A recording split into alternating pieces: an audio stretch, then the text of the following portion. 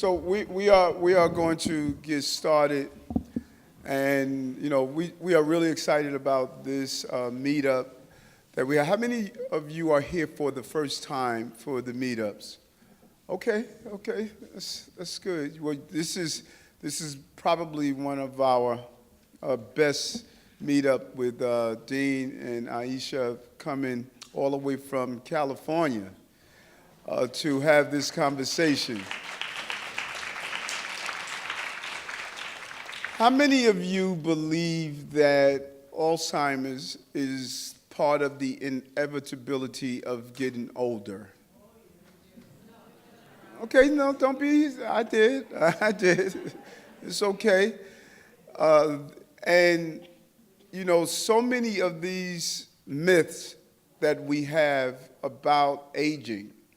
I remember my grandmother at 89, it was almost, we said that, and she still recognizes everyone. We were surprised at that. We believe that because we get older, that we lose our ability to continue to have this amazing tool called our brain to operate. Today, you're going to hear some amazing information. One of the most debilitating chronic diseases is Alzheimer's. And we're seeing vibrant, beautiful people becoming a shell of who they are. And we feel sort of hopeless and helpless.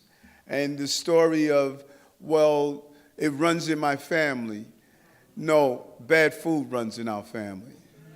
And the doctors are going to show you, based on their research, based on their clinical trials, based on the amazing book that I just finished a few weeks ago, The Alzheimer's Solution, they're going to show the connectivity to what we eat and what causes the issues that we are having with our brain. We often believe what we eat impacts our belly and not our brain, but there is a correlation between what we eat. And their research, their talk, is an exciting talk, and I'm glad those of you who are here today, you should really be pleased that you're going to hear some great information about Alzheimer's and the impact and how you could slow down, prevent, and in some parts you can even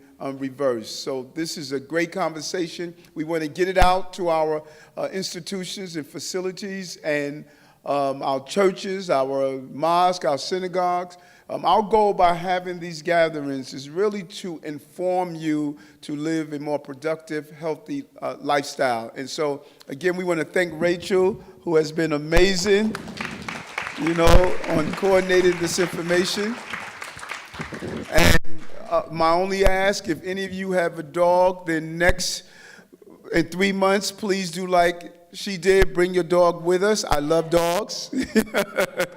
But again, so I want to turn it over to our two amazing doctors, Dean and Ayesha. And just again, thank you so much for coming out today on this important topic. Thank you. Good evening, everyone. It's so wonderful to be here with you guys. I want to start by thanking Borough President Eric Adams for his leadership, for his compassion, for his kindness to talk about health and wellness and to provide, gatherings like this for the public so we can all get together, and for allowing us, doctors and scientists, to kind of bridge that gap between the world of science and public health. A lot of times as scientists and doctors, we're in our own echo chambers talking about, this and that, and it never gets out. And so thank you so much for giving us that opportunity to share. And to Rachel, obviously, for organizing this. We're very excited to be here to talk to you all about a topic that we're very passionate about. We're passionate about it because we each had two grandparents who suffered from Alzheimer's disease. And we saw how it affected these amazing, incredible individuals, how they slowly and gradually lost parts of themselves. They were giants, they were matriarchs, They were heroes of the family. And we saw them how slowly and gradually they became like children, where they couldn't do anything for themselves and they forgot about who they were. So it was a painful journey, and we saw how it affected our parents as well. And we both went into this field to try to learn more about it, and now we know that this devastating disease, Alzheimer's disease, can be prevented. So, we're husband and wife. I just have to let you guys know that. Yeah, both neurologists, because if he jokes around with me, you'll know why. But I'll hand it over to Dean to start the conversation. Thank you so much for coming here. We're excited. We think that this is public health. This is healthcare. What we do in the clinics and hospitals is sick care. It's important, but it's actually overstated. 80% or more of the chronic diseases can be avoided, and we are spending 100% of the funds on sick care. And that's where the problem is. And when it comes to this amazing organ, the brain, we actually have not paid any attention to it. Well, here it is. This is the century of the brain. We finally found the brain. And it's the most important organ in the body. It is who we are. And we've ignored it because it was too complex. We've ignored it because we thought it was a separate system. It's not. But it is a very important concept to learn about this brain, both because of its resilience and the fact that it's overwhelmed throughout a life. Let me give you some information about this 3-pound organ. 3 pounds. When you hold it in your hand, it's like a gelatin, but a little rougher gelatin. And it's 2% of our body's weight, but it consumes up to 25% or more of body's energy. As much as 50% of oxygen at any one point. In fact, it does some of its best work during night, during sleep. This organ is working constantly. And it is supposed to actually survive just 30 years. As I said before, we were designed to run away from tigers, bears, lions, mate, and die. Not always in that order, but that's what our purpose was. But now we're living healthfully, vibrantly, hopefully, past our 40s, 50s, 60s, 70s, 80s, 90s, where we are at Loma Linda. We see 90-year-olds. But here's the secret. In Loma Linda, the Seventh-day Adventists live 12 to 14 years longer and healthier, not just longer, and healthier than everybody else. And 5 miles away, across 10, is San Bernardino, where it's one of the unhealthiest places in the world. When I go to the churches, to communities, when we go there, when we talk to every 65-year-old, they have dementia of some measure. It's actually not recorded anywhere because cognitive decline is not recorded. Mild dementia is not recorded. That disparity should shock everyone. That disparity should actually tell you that it's not a geographic thing. It's not even, the populations are pretty much the same. The one difference is lifestyle, and we get to the lifestyle element. This brain is overwhelmed over 80 years with the terrible things that we do to it, but it's also incredibly resilient. It has 87 billion neurons and potentially 1 quadrillion connections. That's where the secret is, the connections. And we have control over all of that. That control exists, and we can make a difference in our own brain health well into our 90s with what we do on a daily basis. Our healthcare system does not speak to that at all. 4 years of medical school, 5 years of residency, fellowships, PhDs, 0 hours. They say, oh, there's 2 hours of nutrition talk. No, it's nutrition as it relates to diseases like B12 deficiency, not nutrition as it relates to health. 0 education. So that's why when doctors come out, there's actually a resistance to talk about, because they're experts. Now you're telling me I don't know something? Now I have to talk about something I don't know and I can't bill for?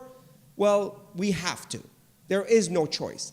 There's a sense of urgency, and the change takes place here. So we love the fact that we're allowed to come to the communities because it's not going to be in the clinics. It's going to be in these conversations. And you having your conversation with your spouses, children, aunts, cousins, that's where healthcare will take place. Coming back to this organ, this amazing organ, we have examples of people that have lived healthfully, vibrantly, well into their 90s. The gentleman on the right is Dr. Wareham. How many people here know about Dr. Wareham? Yes, good. So Dr. Wareham was a cardiothoracic surgeon in Loma Linda. He did open to close surgeries up to age 95. Anybody who, in medicine will know that after a certain age, you don't do open to close. You stand back and let the nurse practitioners and PAs do the work, and you say, good job. And he did open to close, and he was still rated one of the best doctors at 95. At 95, he retired because he wanted to travel.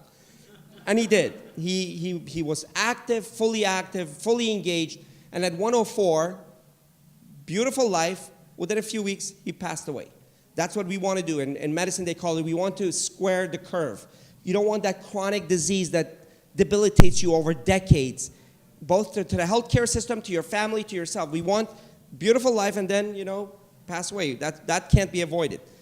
And that's the way he had lived. There are many other examples of people doing amazing work in their 80s and 90s.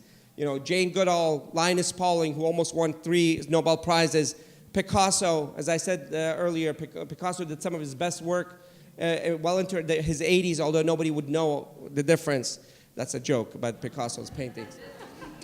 But before we talk about that vibrant brain, that amazing brain, that ability to live and grow your cognitive capacities as you get older, and that's not a hyperbole, that's a reality, to grow your cognitive, the concept was wisdom. I call it 3-dimensional thinking. That does grow as we get older, if you keep the brain healthy. Are there any 18-year-olds here? Yes. Delusion we will not hold against you. So, well, Sophie, don't close your ears. But, no matter how smart of an 18-year-old, they're not the same person as a 60-year-old who's lived an incredible life, the experiences, the 3-dimensional thinking and perspective and knowledge. That's what we want to preserve. That's what the whole point of preserving this brain is. But we have to deal with this dilemma. Dementia. Let me give you some definitions. Dementia is the big category, the umbrella category. By definition, dementia is when you have cognitive difficulties, be it memory, executive function, any of those, that get so bad where you can't do some of your daily activities like driving, finances, taking your medications, making phone calls. You're having difficulty. That's dementia. There are many types of dementia. The biggest category is Alzheimer's. 60 to 70% of all dementia is Alzheimer's. But you have others, frontotemporal, Lewy body disease, Parkinson's dementia, vascular dementia, and many, many others that is overwhelming us. And Alzheimer's is the most dominant one of them all. The fastest growing epidemic in 21st century in the West is Alzheimer's. Every 64 seconds, somebody's being diagnosed. 5.8 million Americans are diagnosed with Alzheimer's, and is growing. And that number changes every time we have to give this talk. And many of the people actually are not diagnosed because in many communities, once somebody has cognitive decline, they say, oh, it's just senescence, it's just no part of normal aging. It's not. We must not accept it as part of normal aging. We can do something about it at any stage. By the way, there are many people talking about Alzheimer's and gimmicks and protocols and university protocols and personalized things we heard today. It's not going to be there. It's going to be in your home. It's going to be in your communities. It's going to be in your churches, synagogues, and faith centers. That's where it's going to happen. You don't have to pay anybody anything, no vitamin concoctions, none of that stuff. So this talk is not about that kind of stuff. Whereas we've succeeded surviving many of the chronic diseases now, diabetes, heart disease, the HIV, and others, Alzheimer's death rates are going up, 145% increase in mortality from Alzheimer's in the last 15 years. And that number is climbing. And 1 out of 10 individuals over 65 have dementia, and it doubles every decade until at age 85, nearly 50% of the population has dementia. And that number grows from there on. Certain populations are at greater risk. It doesn't seem to be so much racial as it is access to information, to resources. African Americans are 4 times greater risk, up to 4 times, depending on what series you look at, and Hispanics up to 2.7 times, and women twice as much risk as others. So that disparity. We don't, we haven't studied it. Up to now, we haven't even studied prevention, let alone why this disparity. But we now know it. Again, it comes down to lifestyle and access to information. Public health is about access. Access to information, access to resources, access to professionals. that disparity that exists between those population determines the fact that people get dementia. That's why one of the movements that we're starting is at the city level and also at the faith community level and school levels as well. So the cost of Alzheimer's overshadows every other disease. The third most expensive disease in America is all cancers combined at $70 billion. Second most costly disease is heart disease at $120 billion. Alzheimer's, direct cost $290 billion, indirect cost another $240 billion. And that number is expected to climb up to $3 trillion by 2040 to 2050, which by itself will collapse the healthcare system and the system in general. And yet, at this point, what are we doing about it? Nothing. Pills, animal studies, and our success rate so far has been 0%. Before we get, because we're focusing on the wrong thing, we're focusing on one molecule, amyloid and tau. It's much more complex than that. So before we go, let's talk about some of the myths. One of the myths is that Alzheimer's cannot be prevented. Now here's something. There are some people that have written books and others that say they have reversed Alzheimer's, meaning that once somebody has developed Alzheimer's, they've reversed it. They've never been able to show the data. It's a vitamin front shop where they pull you in and then they sell their protocol and all that, and many universities. There's no data that you can reverse Alzheimer's once it happens. When we wrote our book, the publisher said, if you just hint at the fact that you can reverse Alzheimer's, you will sell 2 million extra books. We said we can't because it's unethical. And nobody would have challenged us. You see all these books that are written, they say anything they want to say, right? But that's unethical. You can slow the process down, even when somebody develops it, but you can't. But earlier than that, just before that, at MCI stage or even earlier, you can definitely reverse the process. And that's what and if we can do just that, that's a healthcare revolution. And that's what we're hoping to do. The second myth is that Alzheimer's starts once the symptoms started, once the forgetfulness started. No, it starts in the 20s, 30s, 40s, meaning that whenever we give a talk, somebody invariably asks, how do I know if I have Alzheimer's? Is that a question somebody has here? You do? You do have Alzheimer's. You do have Alzheimer's. You have Alzheimer's. She has Alzheimer's. I have Alzheimer's. What that means is that it's a risk. It's a journey of risks. Now, the more risks you accumulate, the closer you come to the precipice of full manifestation. The less risk, you pull yourself back from that edge. I call it the precipice phenomenon, the edge phenomenon. In the emergency room, we see it all the time, where somebody comes in with a UTI and all of a sudden they're disoriented. Oh, the UTI did that. UTI doesn't do that to 20-year-old. Why is that? Because that person was at the edge.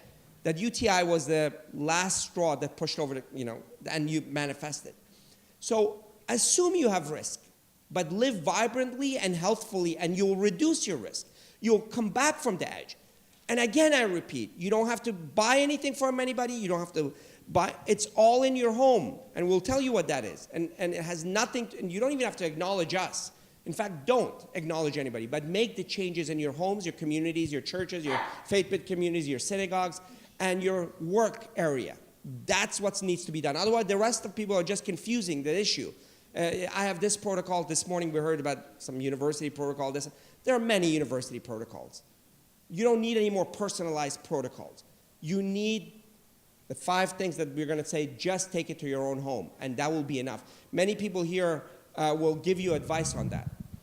So, and then the other myth is that one medication will cure this disease. It will not. This is a multi-dimensional disease, multiple things. Every day, some of our friends from Harvard say, oh, it's a type 3 diabetes, and somebody else says, no, it's inflammatory disease. Another person says it's a lipid disease. Well, the answer is it's all of them. Some people come to it from inflammation, the traumatic brain injury people, right? When you look at traumatic brain injury, when there are multiple, the inflammation factor. Others come from diabetes. We did the research on diabetes and even pre-diabetes, nationwide data that we looked at, and even pre-diabetics were at risk. Others come to it from cholesterol, high cholesterol. Others come to it from oxidation. So all of these pathways, so it's not one pathway, it's not going to be one element. And the other myth is that it's a purely genetic disease. We're all genetic beings. Even my driving capacity is a genetic thing. Ask my wife. But there are different things and different diseases that are driven by different level of genetic penetrance, they call it penetrance. Huntington's disease is a purely 100% genetic penetrance, meaning that if the father has it, it's on chromosome 4, the number of CAG repeats will tell you, and it's so sad, that the son will get it at this age. That's Huntington's. Sickle cell and others, because it's one but most of chronic diseases of aging is not one molecule, one gene. It's multidimensional, multigenetic, and genes only determine risk, not outcome, not destiny. So genetics don't play as much role. Here's the genetic map of Alzheimer's. With new techniques, we now know what genes are involved. About 30 genes. The percentage of Alzheimer's that's driven purely by genes, meaning that if you have these genes, you're going to get Alzheimer's no matter what. What percentage of Alzheimer's do you think is driven by those kind of genes? 3%. Those 3% right there at the top. Those genes are presenilin 1, presenilin 2, and APP, meaning that if you have those genes, you're going to get it. In fact, actually, even the APP, which is Down syndrome, people who have Down syndrome have much higher risk of Alzheimer's. We did an NIH study. We were kind of proud that they gave us the data to look at it. And even Down syndrome patients, which are a much higher risk of Alzheimer's, if their diabetes, hypertension, and cholesterol were controlled, guess what happened? The disease was pushed back. There's a clue. So what about these other genes? The second tier of genes that are high risk are ApoE4. How many people here know about ApoE4? ApoE4 is a gene that codes for a protein, that it's a glycoprotein, which its function is lipid transport, fat transport. Here's a clue. So if you have ApoE2, you're very protected. Your chance of Alzheimer's is very low. ApoE3 is a wash. ApoE4, your chance goes high. If you have one gene from one parent, your chances of Alzheimer's is 4 times more than general population. If you have one gene from each parent, your chances are 12 times higher. Does that mean that everybody who has 2 genes get Alzheimer's? No, even with that gene, 50% never get Alzheimer's. Why? Lifestyle. ApoE4's function is fat transport. So if you have bad fat transport, then that's going to affect your risk. So the joke, as I said this morning, is that the comedian Rex Skelton said, "Doctor, it hurts when I do this. Don't do that. Doctor, I have bad genes for lipid transport. Therefore, don't eat a lot of fat." I mean, literally, it's that simplistic. It's a little more than that, but that's simplistic. So, fat. What about the other genes? The other genes are not Alzheimer's genes, and their penetrance is much lower. They just barely increase risk. They're oxidation, they're inflammation, meaning that your body's ability to respond to inflammation. Remember, not just increasing inflammation, sometimes that's actually bad, too much inflammation. Appropriate inflammatory response. So if you have bad genes, you're going to have higher chance. So do the things that lower inflammation in your life, and we'll get to what that means. Garbage disposal, meaning getting rid of waste in your body, especially the brain, which is this active organ. So if you have garbage disposable bad genes, what do? Produce less garbage. Here's a clue. What produces the most garbage? Bad food. We'll get to that. I gave it away a little bit here. Yeah. So prevention is the new cure. Prevention is the new treatment. For the last 15 years, we are the only physician that work on this prevention side. And it was not very popular, let's say the least. 5 years ago, when we were invited to BBC Breakfast, which is the largest show in the world, halfway there, they actually stopped us because somebody called and said, from Alzheimer's Association, saying that, oh, this is too controversial, saying that you can affect Alzheimer's risk by food and lifestyle and all that. Our 45-minute talk was reduced to 10 minutes. The only saving grace was that we met ABBA during that, so that was good, at least for me. That was fun. But 3 years ago, the data changed. For the first time, 30% reduction. Lifestyle, 30% reduction in Alzheimer's. And this was an Alzheimer's Association International Conference. So we had opened the door. Last year, they said 60% from studies from Chicago and Rush and others, 60% reduction. And we've been saying 80 to 90% reduction. And the clue here is 60% with their nominal intervention. With nominal intervention, not even the whole, well, I'm not going to give it away. With what we talk about, food, what kind of food. Just barrel intervention, 60% reduction. But we said if you do full force intervention 80 to 90%. So this was exciting about this week, this year's Alzheimer's Association conference. Yeah, we were very, very excited. So, as neurologists and as physicians, you go to these incredibly, extravagant conferences, and everybody's talking about a molecule here, a molecule there, some imaging, and especially in the world of neurology and Alzheimer's disease, it's pretty cynical. They always talk about drug trials, animal research, and imaging, and so far we haven't had any treatment. So, all of it was, a little dark. But this year, when we went to the Alzheimer's International Conference, the plenary session where, 5,000 scientists and doctors, they all sit together and somebody talks, the first talk was about prevention. And I don't think I've ever given high fives to anyone during a conference, but Dean and I were giving each other high fives, like, finally. But being neurologists, we missed each other's hands, so. Yeah, we're not that cool. Yeah. But lifestyle. So, so that was the theme of the conference. And, I could spend a lot of time with you guys to tell you about each and every exciting research, but I just wanted to pick a couple of them. Like this one. This paper actually wanted to find out whether dementia risk due to genes could be changed or counteracted when people adhere to a healthy lifestyle. So what they did was they looked at 157,000 people. That's a lot of people. From the UK, and these were all individuals who were older than 60 years of age. They were followed for a median of 6 years, so long term, and 668 of them had dementia, or they were diagnosed with dementia. And they found out that genetic risk, if you have those genes that Dean was talking about earlier, it raised their risk of Alzheimer's disease by 60%. So, okay, if you have a gene, you have a 60% higher risk of developing Alzheimer's disease. But if they had the gene and they didn't really take good care of themselves and they led a very unhealthy lifestyle, their risk went up by 360%. So genes plus unhealthy lifestyle incredibly, increased their risk. But the good news is, if the same people with the same kind of genes lived a healthy lifestyle, they reduced their risk by more than 30%. So less than 30% of those individuals actually developed Alzheimer's disease. So even in a very genetically high-risk group, healthy lifestyle can do amazing things. So another paper, where do I point this? There, sorry. To what extent does the combination of lifestyle factors reduce the risk of Alzheimer's disease? Invariably we get people who are saying, like, can't do diet. Just don't mess with my diet. I'll go take a walk and I'll take care of some other things, but I'm not going to do diet. So how much of lifestyle do you have to adhere to reduce your risk of Alzheimer's disease? It's a good question, right? Everybody wants to know. So this study was done in two populations, the Chicago Health and Aging Project in Chicago Rush University and the Rush Memory and Aging Project, a total of close to about 2,000 individuals.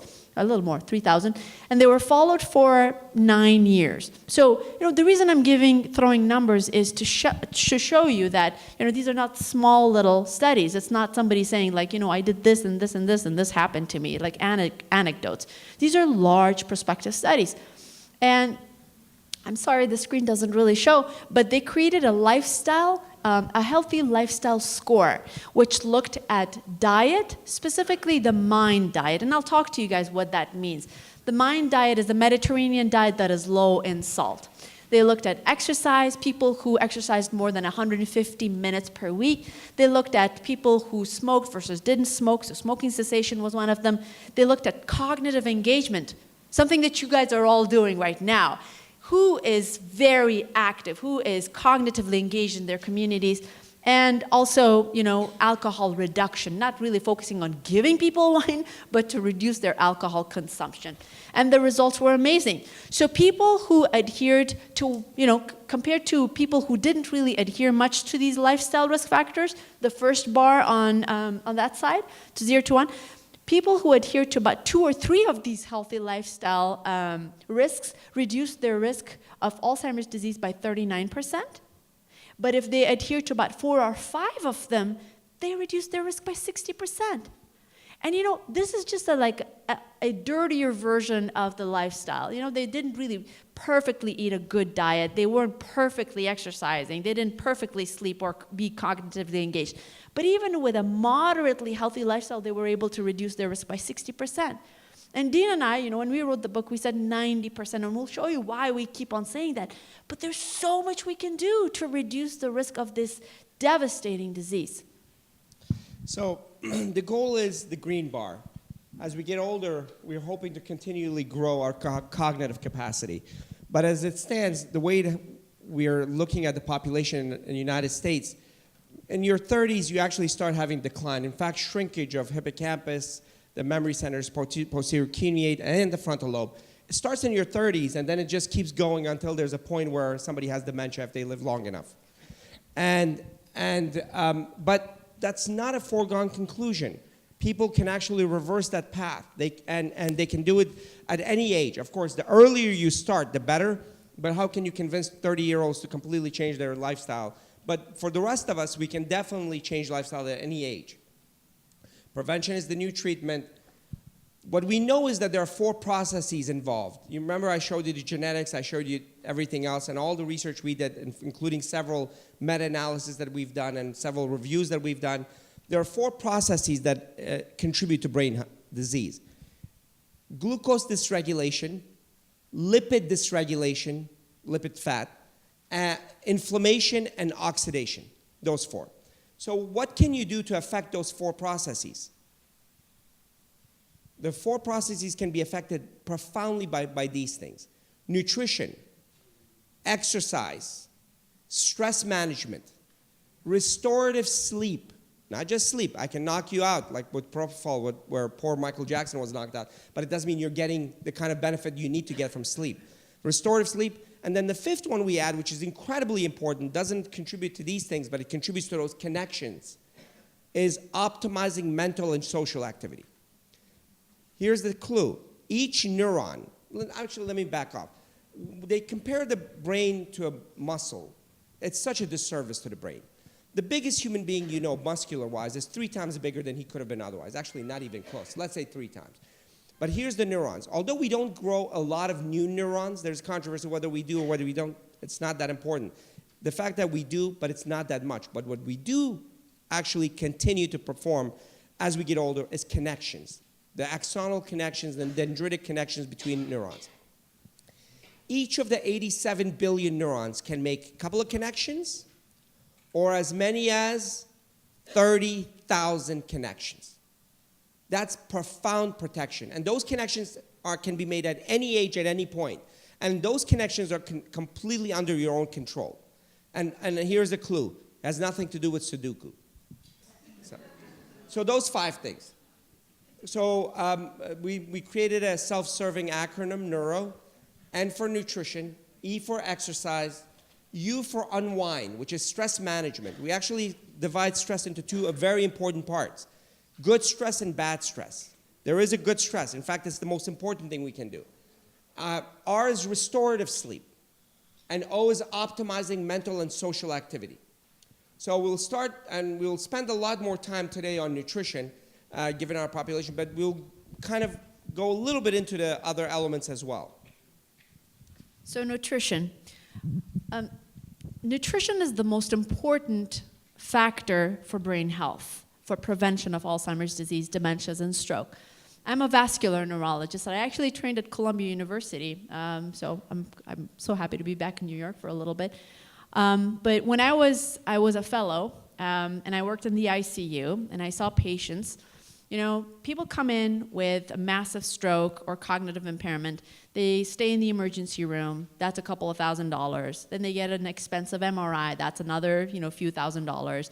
Then they end up in the ICU. That's a lot of money there. And they do random tests. And at the end of the day, we used to let them go with an aspirin, with a blood thinner, with a cholesterol pill, and a brochure to a nursing home because they were just left devastated with deficits. That's it. That's all we did as doctors. And when you do that over and over again, it becomes really, really depressing. Having the background in prevention, I realized how important it was for people to eat a healthy diet.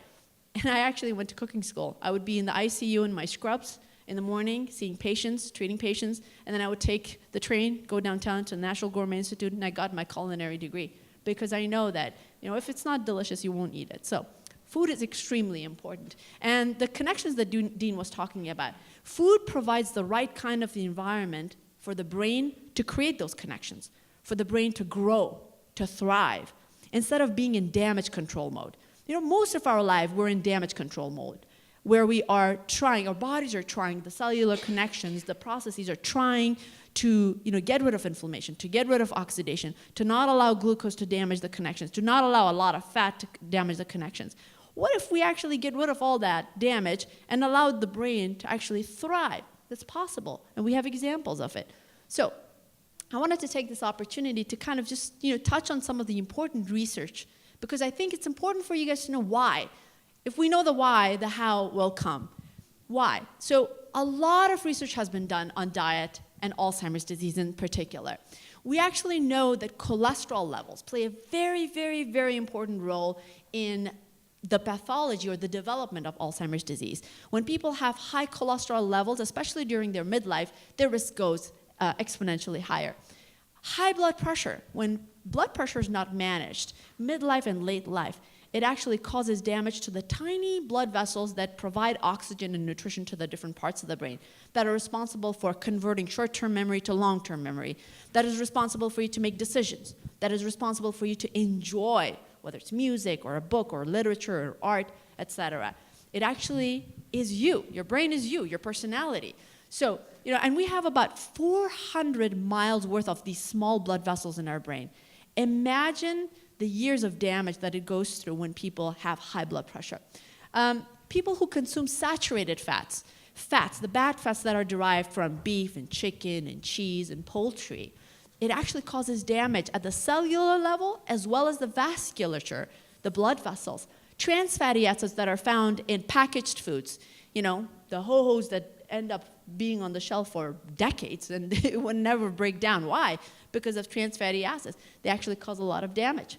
And on the contrary, when it comes to fat in particular, when people let go of saturated fats and trans fatty acids, the bad fats, and eat good fats that are found in chia seeds and flax seeds and avocados and fats that are derived from plants, they actually have lower risk of Alzheimer's disease.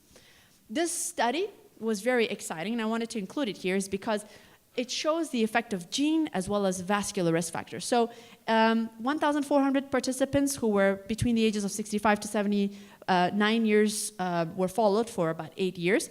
They had the genes for developing Alzheimer's disease, ApoE4 that Dean was talking about.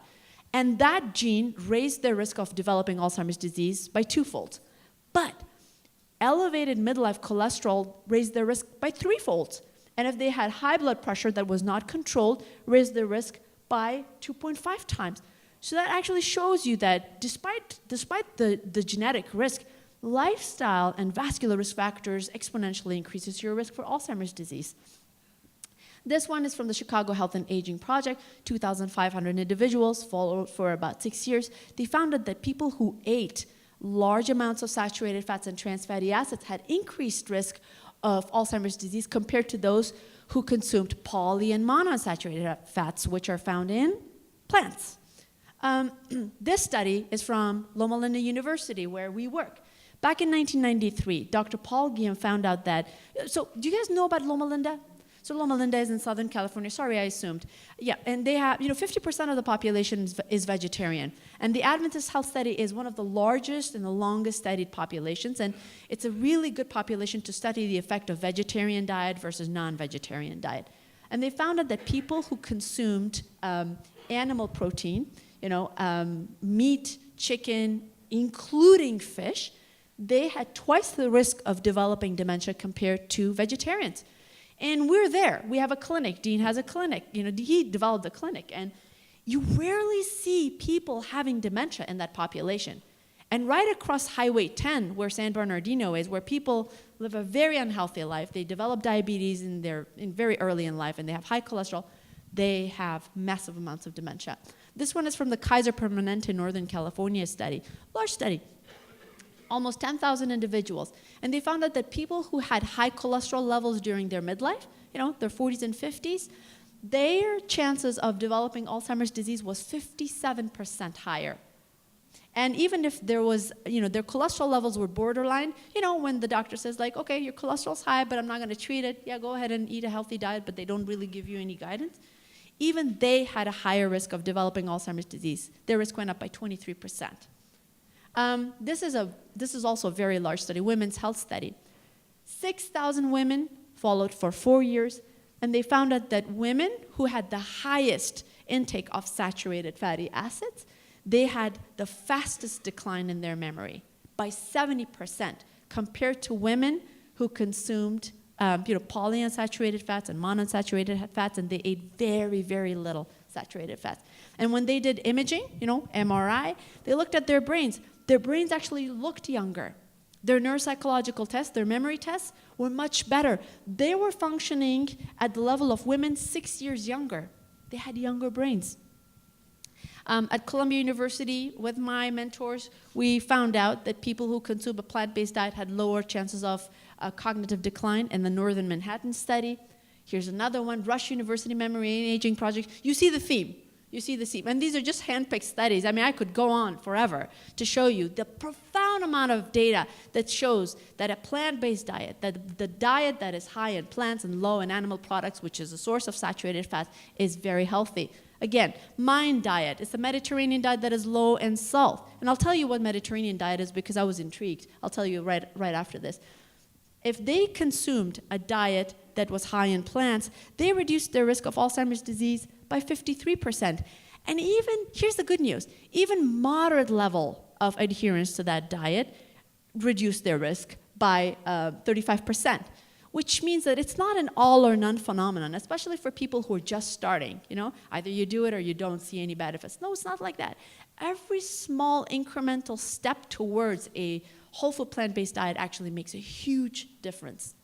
The Adventist Health Study, this is our research, we found out that when people consume a whole food plant-based diet, they reduce their risk of developing vascular dementia, which is the type of dementia that damages blood vessels, and it doesn't allow for oxygen and nutrition to get to the brain, by 28%. Now, I'm involved in one of the largest studies in the country, the California Teacher Study, where this was started back in the 1990s. 133,000 women followed since then, and we have a lot of questionnaires and information about these women. And I wanted to see the effect of diet on stroke prevention, a reduction in the risk of stroke.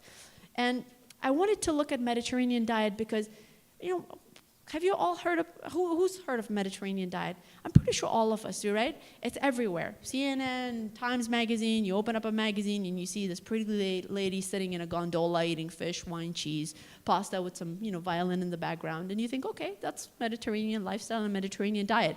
So I wanted to find out what were the elements of the Mediterranean diet that stood out? What makes it so special? What is it? Is it the cheese? Is it the olive oil? I'll tell you what it is. So people actually get a higher score. So the higher your score of Mediterranean diet adherence is, the lower your risk of disease, heart disease, Alzheimer's, stroke. Here's how you get a high score. When you eat vegetables, fruits, whole grains, legumes, beans, nuts and seeds, and the ratio of saturated to polyunsaturated fats, which means more plant fats, less saturated fats. You get low risk when you eat meat, poultry, and dairy. So what does that look like? It looks like a plant-based diet, doesn't it? It really is. There's no magic. And all of the other studies in the world, they actually follow this guideline, this scoring protocol. That's it. If we eat those things, we're protected. If we include those things, we're not.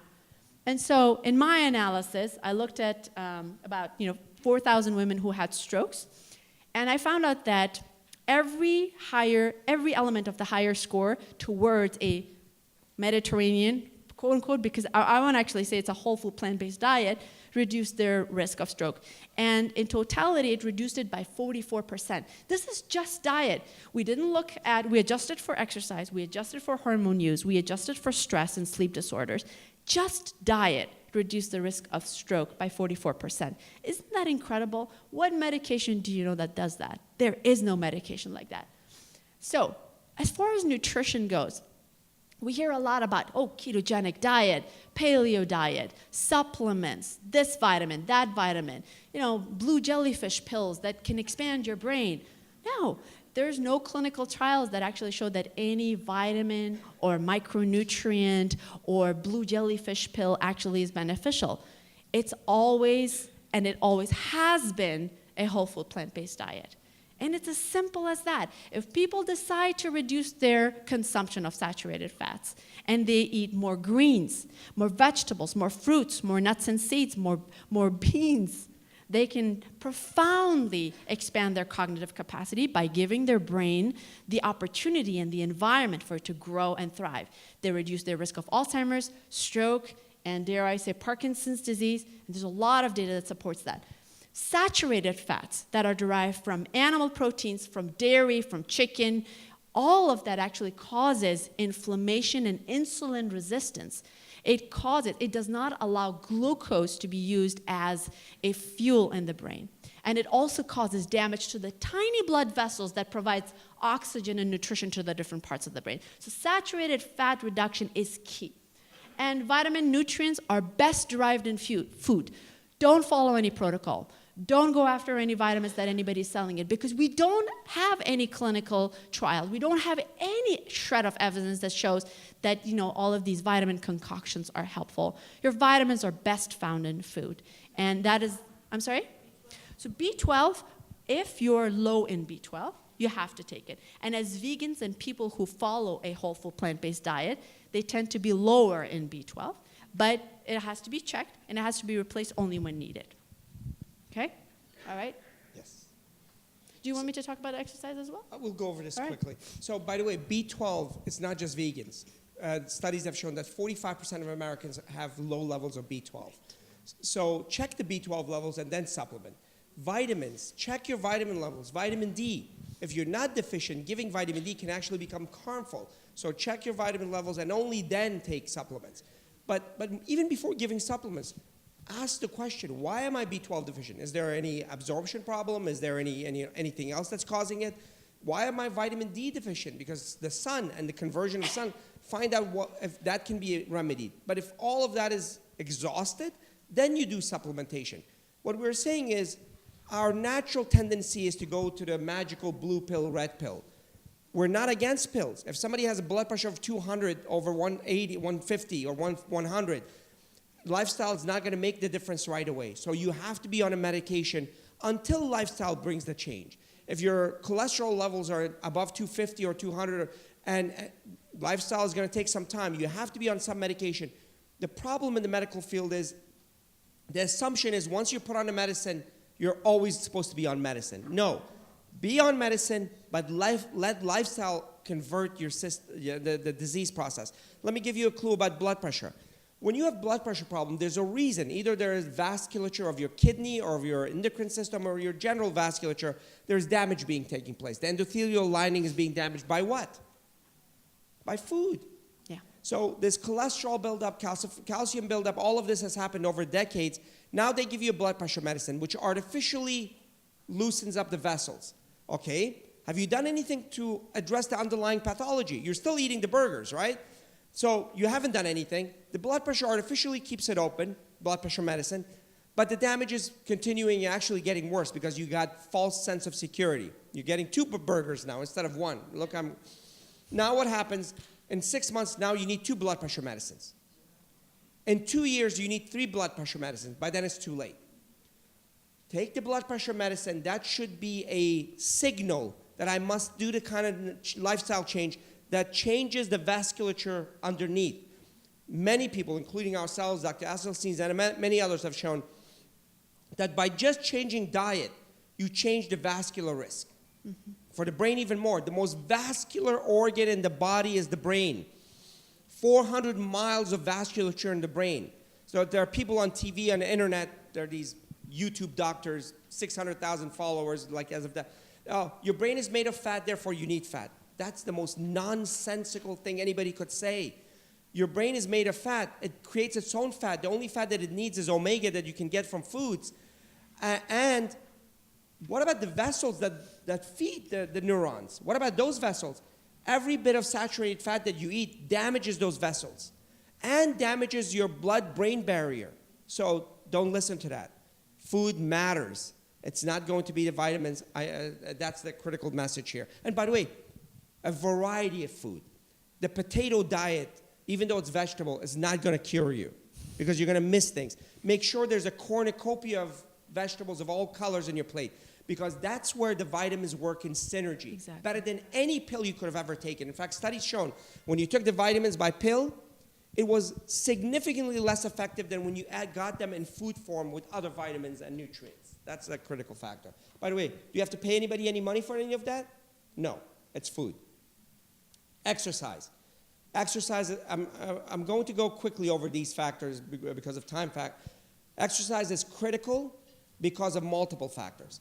It actually grows your brain. We say that nutrition, stress management, and sleep create the perfect environment for brain to grow, as opposed to damage, the two ends. But exercise and mental activity, optimizing, actually grows those connections. Exercise is so powerful that the natural decline or shrinkage of the brain is not only stopped, we see that people who start an exercise routine grow their brain to the extent that you can see it on MRI. Another free thing, exercise. What kind of exercises? There are multiple studies. As it happens, I guess why, you can guess why, there's no controversy in exercise. Everybody agrees exercise is fine. But there are three things we know so far. Aerobic exercise is critical. Whenever we talk to our patients, usually the men say, oh, Dr. Sherzai, I'm fine. I walk the neighborhood, I do gardening. I say, that's fantastic, but that's meditation. That's not exercise. And that's important, but it's meditation. Exercise means you have to get tired. At least 5 days a week, at least 30 minutes a day. So work your way towards that. Don't just jump to that, work your way. 150 minutes, that's what we know so far. And what do I mean by tired? You don't have to measure your pulse and subtract your age or wear these masks that measure your CO2 and all that. If you're getting so tired where you have difficulty finishing sentence, that's good exercise. By the way, check with your cardiologist and general practitioner. We don't want you to get a heart attack. But check with that and work your way towards that. Incredible protection. One study from Harvard, a brisk walk, 20 minutes to 25 minutes a day over several years. Brisk walk. How cheap is that? Brisk walk, reduce your chance of Alzheimer's by 45%. For a disease that we have a drug, zero drugs that does any of that. Brisk walk. My favorite is brisk walk or recumbent bike. So exercise is important, aerobic exercise. The second part is leg strength. There seems to be a correlation with leg strength and brain health. And initially we thought that might be causal direction might be reversed, but no. It appears that as your legs get stronger, so does your brain. I don't ever recommend squatting and that kind of stuff, but lunges and mini squats and leg exercises or even just bicycling seems to be very beneficial. So strengthening your legs for multiple reasons. Your legs are the biggest pump in your body. Your heart's not the biggest pump. Your legs are. So it actually increases the efficiency of blood flow to the brain. Second of all, the biggest organ of metabolism stabilization are the legs. That's where glycogen is stored. That's where all the metabolism. So that's another factor. Third factor is the thing that increases BDNF the most, brain-derived neurotrophic factor the most, are leg strength exercises. So BDNF is like growth hormone. It's like food for the brain that makes those connections. And what increases BDNF is leg strength and exercise. Third, move throughout the day. If you exercised half an hour, but then you just sat around for 6 hours, 7 hours, 8 hours in a row, you've negated the benefit. Create an environment in your home, in your work, everywhere, where you're actually moving continuously. Standing up. Even if you're sitting an hour, then you're standing up for 5 to 10 minutes and doing some work. That movement helps significantly. These things work. In fact, the blue zones, the healthiest places in the world, it wasn't magical. More plant foods and walking environments. People walked more. We take Uber everywhere. By the way, we have to, did we get the Uber? Okay, we got to get the Uber. So we got to move. So that's exercise, and it's profoundly important. Just brisk walk reduced your Alzheimer's risk by 45%. There's no blue jellyfish that's going to do a pill that's going to do anything. Those pills just rob you of money. The other thing is stress. There's good stress and there's bad stress. Very simple. Good stress, bad stress is the kind of activity that's not driven by your purpose, doesn't have a clear timeline, and repeats itself without serving your purpose, your joy. That stress is bad. Good stress is the opposite. It's driven by your purpose, has a direction, has timelines, and it has successes. It's incredibly important. Why? That interpretation takes place in your prefrontal cortex and your temporal lobe, your hippocampus, and temporal lobe. And that message, if it's good stress, it tells your hypothalamus a different message, different neurotransmitters, which then sends a message to your pituitary. Pituitary is the master gland. That's where the thyroid hormone is controlled, growth hormone is controlled, insulin is controlled, even immune system is then directly controlled. All of the system. Bad stress has been shown, even one episode of bad stress, completely discombobulate the system. Your thyroid is thrown off. Your insulin system is thrown off. Your growth hormone is thrown off. Cortisol goes up. Adrenaline goes up. Oxytocin goes down.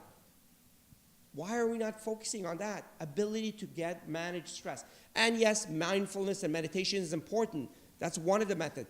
But identifying your good stress, identifying your bad stress, specifically reducing the bad stress, increasing the good stress.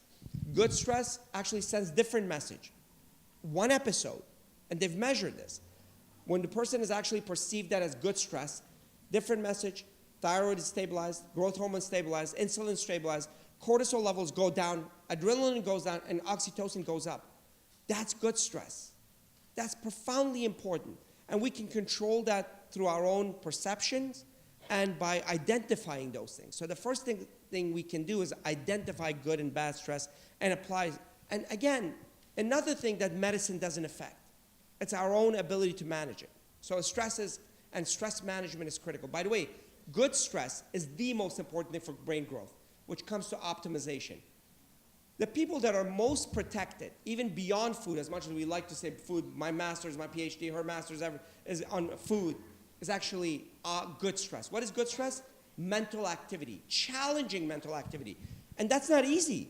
Challenging mental activity is hard. You know, the CEOs, the teachers, the professors, the community leaders, the faith leaders, the people that are dealing with complex behavior. You would think that stress would be bad. No, because it serves their purpose, it is time-bound. Those people are actually much higher protected than anybody else. That's the factor there. The next thing is sleep. None of us sleep like that anymore, but sleep is profoundly important. And it. Sure that the back people can hear you. Okay, sorry. Sleep is incredibly important. There we go. There's sound there. So because it has two main functions, how could it not be important? Why would be knocked out and paralyzed for 8 hours, 1/3 of the day, susceptible to bears, tigers, wolves? I don't know why I keep coming to those three animals. I must have been traumatized at one point. But why? Because sleep is that important. We sacrifice safety for brain function. Sleep serves brain. This brain that's overwhelmed needs 7 to 8 hours of good sleep. If you're sleeping way more, 9 hours or more, actually you're unhealthy. Something's wrong. Check, find out if it's sleep apnea or a restless leg or something else, or you're not getting good sleep. 7 and 8 hours of good sleep is always all you need. And if you get the 7 and 8 hours, this is what happens. Two profoundly important things. One, you consolidate memory and thought during that sleep period. People who don't get good sleep, 40 to 60% reduction in cognitive function. That's incredible, even after one night's bad sleep. So you can't make it up in the weekend. I'm sorry to say. You have to develop a good sleep hygiene, good sleep program. Second purpose of sleep is cleansing. It cleanses the brain. We have these cells called microglia, which actually outnumber neurons by 10 to 1, 9 to 1. The microglia are called janitor cells. They're incredibly important. They clean the brain. And when you don't take care of when you don't have a good night's sleep, one night's sleep, the janitor cells or microglia go awry. They start actually eating away from good brain. They start damaging good brain. In fact, people who have chronic bad sleep have shrunken brains because of the microglia. So invest in sleep. There are things you can do. We don't have time, but sleep hygiene and cognitive behavioral therapy and other things that we can do to optimize sleep. Medicine for short term, but medicine, a lot of them don't allow you to get deep sleep. That's why sleep hygiene and sleep investment is critical, because that's your best spa. We call sleep or your bedroom your brain spa. Right. That's what needs to be invested in. And now we have a lot of information that shows that food affects our sleep cycle significantly. Foods that are high in fat, saturated fats, and foods that are high in processed sugar and salt actually affects the different stages of sleep cycle.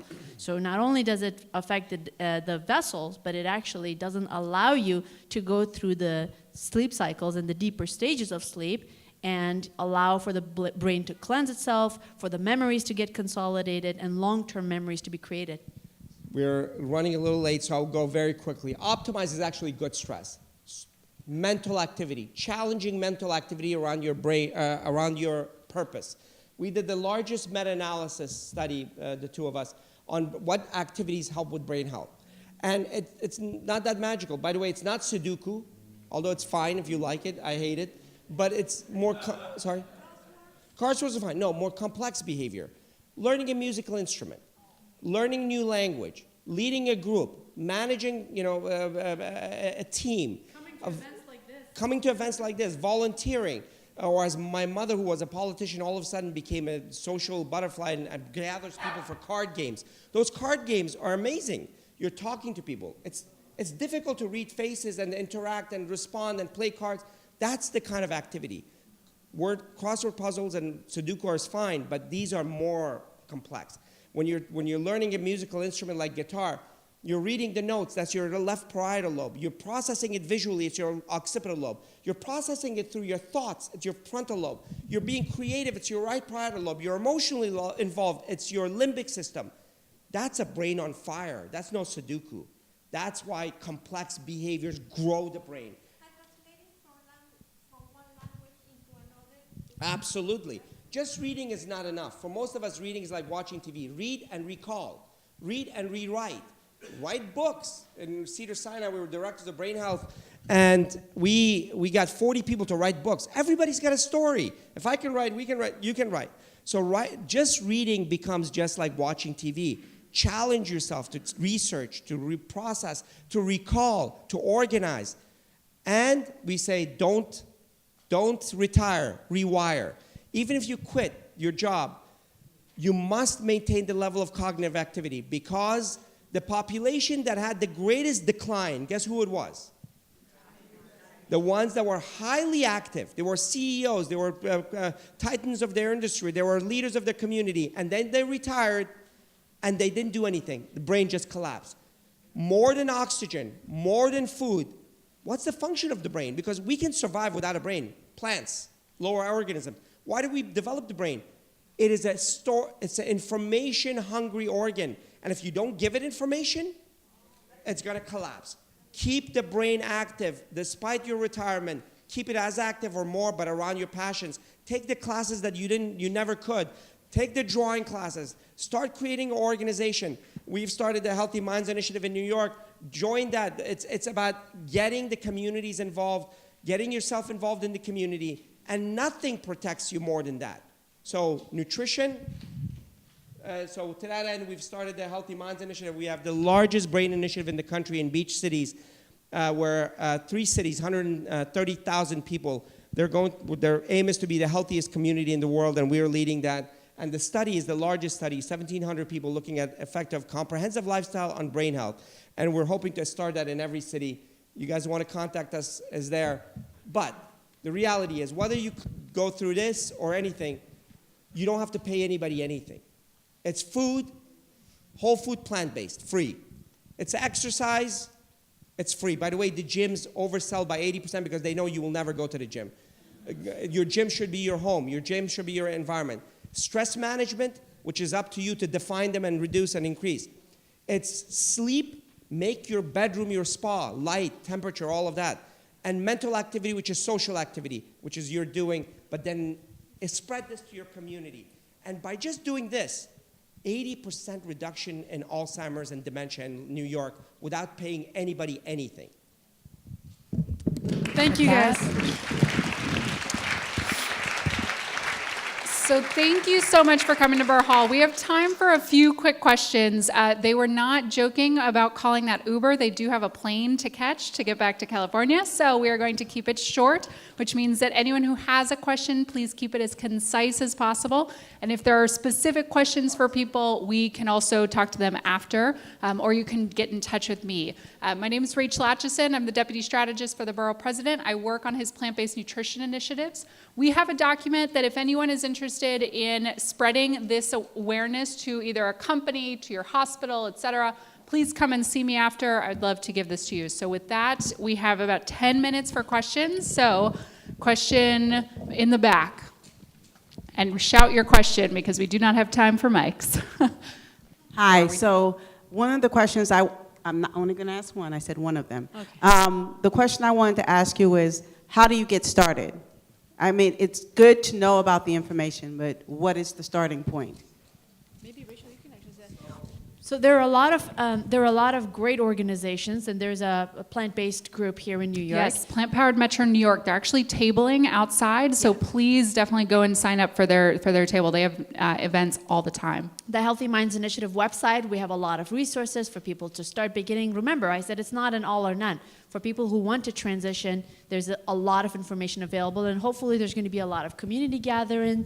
Rachel Atchison and Eric Adams, they're doing amazing things.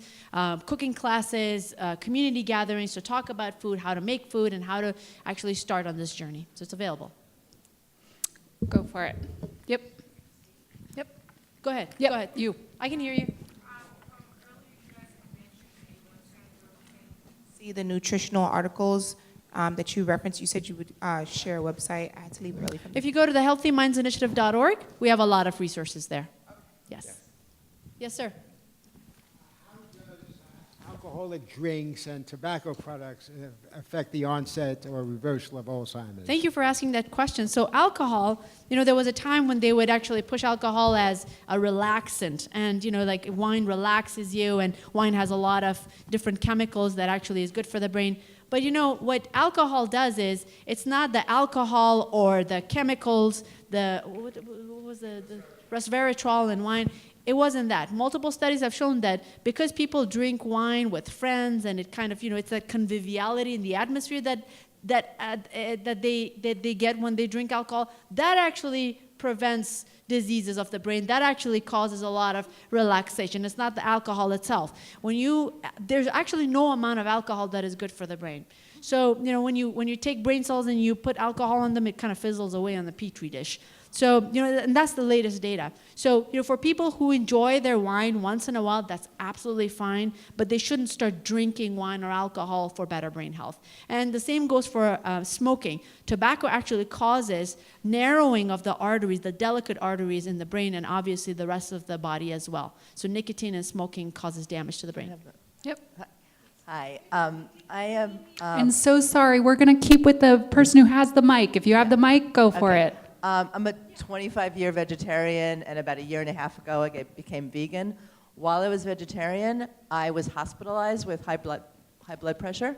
I've since, as I said, I became vegan, increased my exercise, but I have no idea how to. I'm on medication now, and I don't want to be. And do you have any suggestions for how to deal with that? Because I didn't realize the correlation between high blood pressure and Alzheimer's. Yes. I think the question was, how do I continue to improve the blood pressure and everything else, right? Yes. So again, I repeat, there are times where medication is needed at the beginning, because if you have blood pressures above 150, by the time lifestyle takes over, it's going to. So you need to be on blood pressure, but then lifestyle. Now, for some people, lifestyle intervention, which a lot of people don't know what really healthy plant-based diet is. It's either all or none, or it's a lot more fat than you need. My father thought that peanuts and nuts were great, and one day I come with a bottle this big of peanuts. I said, what do you do with that? I go through that in a week. Well, that's not good. When we say plant fats, we mean in sparing amounts, and we want it as a whole food as possible. So once you do that, you'll see the change over time. The damage didn't happen over weeks. It happened over years, and it's going to take some time to change. Some people quickly. We've seen people reverse type 2 diabetes in weeks. Others, it took longer. But it's almost universal that there will be benefit. It just takes longer. And then you have to look at what things you've optimized and you haven't. But everybody benefits, almost everybody. Time. Yes. Hello. You give an acronym like a neuro, first nutrition, exercise, then I get lost. You are all. Yeah, U is unwind, which is stress management, which is increasing good stress. Let's focus on that. And R is restorative sleep, which has to do with sleep hygiene, medication, knowing that whether you have sleep apnea, having untreated apnea increases your chance of Alzheimer's by 70%. So if you're sleeping 8 hours and still tired, if you're snoring, if you're moving legs during the night, if somebody sees you holding your breath or you're just jumping out of bed, any of those things, get evaluated. Evaluated in a hospital setting or in a university setting, because there is no incentive to make money off of you. Well, there is, but not as much. Pastor Joy. Optimizing mental activity. Nutrition. Yeah. Okay, my question is about coconut oil and the brain. What's the latest research showing on that? I actually forgot to talk about it. Thank you for that question. No, coconut oil is actually not healthy. Coconut oil and palm oil or tropical fats are one of the few plant-derived fats that actually are more than 90% saturated fats. So it's the same kind of fats that are found in meat and chicken and dairy products, and they cause inflammation. And unfortunately, coconut oil has been promoted as a health food based on an anecdote of this one lady who was a pediatrician gave coconut oil to her husband who had Alzheimer's disease, and apparently he got better, but then he passed away, so we don't know. But that message just got stuck, and coconut oil is not healthy at all. So no. Speaking to that, the anecdotal approach, YouTube, internet, social media is inundated with anecdotes in all directions. Stay away from anecdotes. If somebody says, I did this and my disease was cured, that's great, but it can't be all. Even if we give you anecdotes, and I can give you an anecdote about my migraine, it disappeared with plant foods. I had migraine every week. But anecdotes, and that was one of the big anecdotes. Anecdote of $1 billion industry with no data. In fact, the Harvard study just came out and said it is one of the major sources of heart disease, coconut oil. We've got 2 last questions. Yeah, what testing would determine if you have cognitive impairment? There are many tests you can take. There are MOCA, MMSC, and others that you can go to a clinic, especially neurologists that specialize in this, and quickly they can determine if you have cognitive decline. But if you can drive and do your finances and everything else, but you're feeling that you're having memory problems, there's no need to quantify. Assume you have risk and start changing your direction. Yes, ma'am.